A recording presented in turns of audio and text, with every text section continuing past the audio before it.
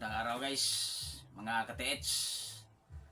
At ating binabagi ngayon sa ating video ay base sa ating actual na experience doon sa ating treasure hunting project, mga ka-TH.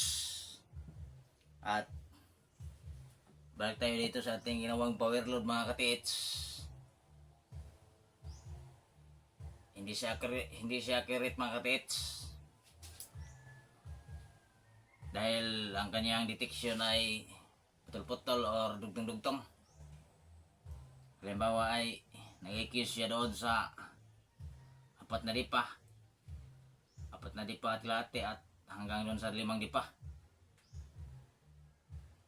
Ibig sabihin hindi siya accurate, mga ka-TH.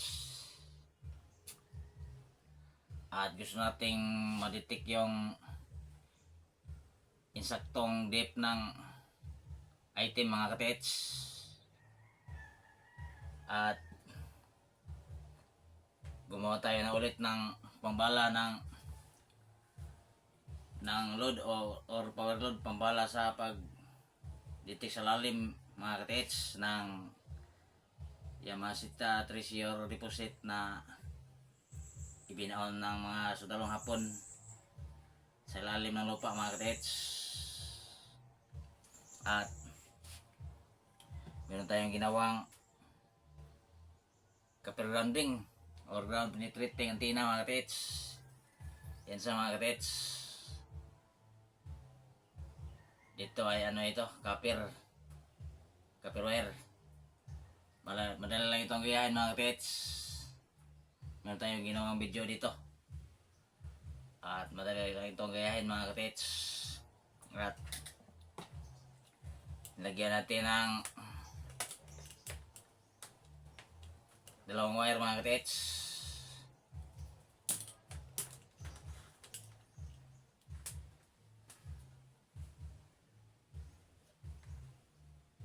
Ito ang aking ginagamit doon sa aking treasure hunting project, mga ka-TH. At ito ay accurate na nakaka-detect ng eksaktong depth ng item, mga ka-TH.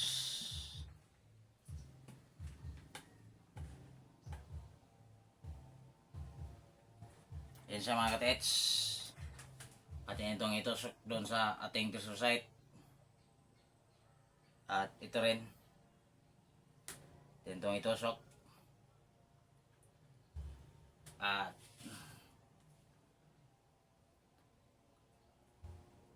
maglulukit tayo ng ating itong itusok doon sa ating treasure site. At doon tayo maglulukit ng dimension ng item at magsusukat ng lalim. At doon sa pagsukat ng lalim, mga ka-TH, ay pwedeng malayo lang ito sa dimension ng item. Pwede rin doon sa dimension ng item natin ito itutusok. At parehas lang din ang kanyang detection, mga ka-TH.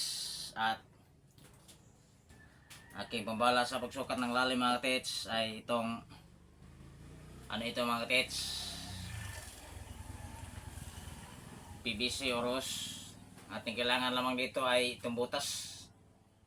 Dahil meron sa tanilang Hapon ay butas, kaya butas din ating ibabala. At atin itong itutusok sa lupa. At madidetect niya yung insaktong depth ng tunnel, mga ka-TH. At akin itong nilagyan ng gold dito, mga ka-TH. At ito ang ating ginagamit, long resonator, ay parehas lang ang depth na kanyang nadidetect. At kung alkitran naman ang aking nilagay dito, mga ka-TH, ating binabala dito sa pagsusukat ng lalim, parehas lang din ang kanyang tinuturo na depth, o doon siya sa kaprehas sa nag-ikis sa depth na kanyang nadidetect, mga ka-TH. At kung ating lagay dito ay gold at alkitran, parehas lang din ang depth na kanyang tinuturo, mga ka-TH. Pero kung hindi tayo maglagay ng copper grounding ay hindi siya accurate mga katits. Kaya base lamang sa aking actual na experience mga katits, nasusukat ko ang lalim ang lalim ng item gamit itong ating copper grounding antenna mga katits or ground penetrating antenna, at ating binabala ay itong butas at lagyan natin ng gold. Pagkatapos lagyan natin ng alkitran. Isa lang ang kanyang depth na madidetect mga katits, at ito ay accurate. At punta tayo doon sa ating treasure hunting project mga katits.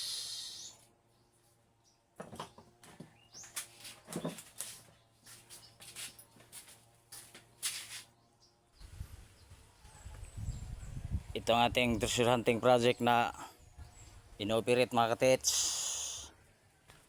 Yan ay nasa 4 na dipa at 3 feet or kulang lang ng 2 feet para mag 5 dipa mga katits. 4 na dipa at 3 feet. At tingnan natin sa loob mga katits.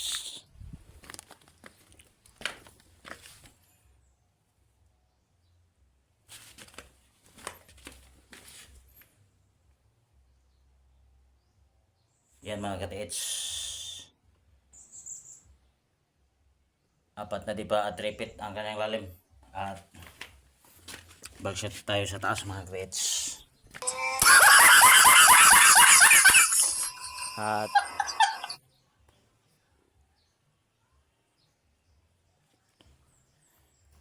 dinidetect natin ulit ang kanyang depth mga katits, ay hindi pala ganoon kababaw mga katits.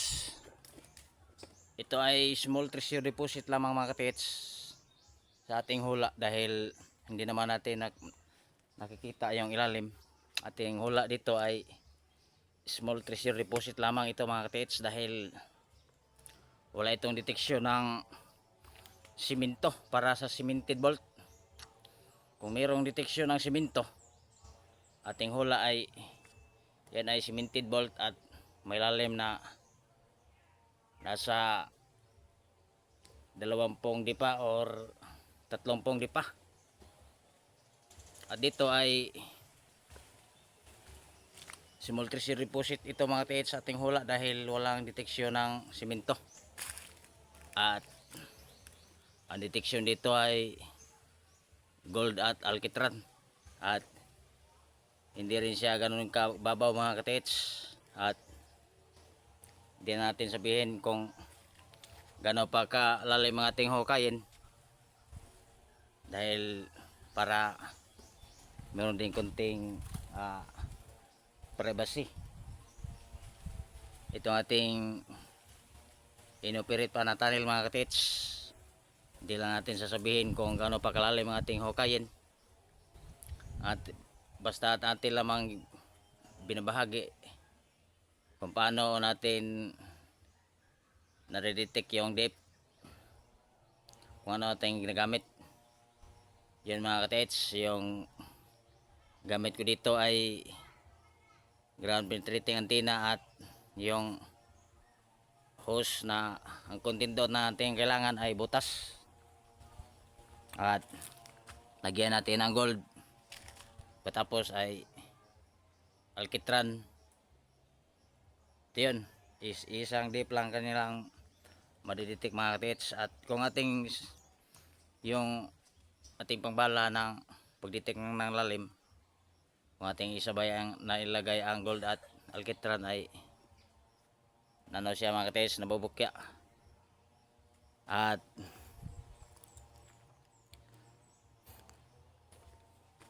yan lamang mga katits.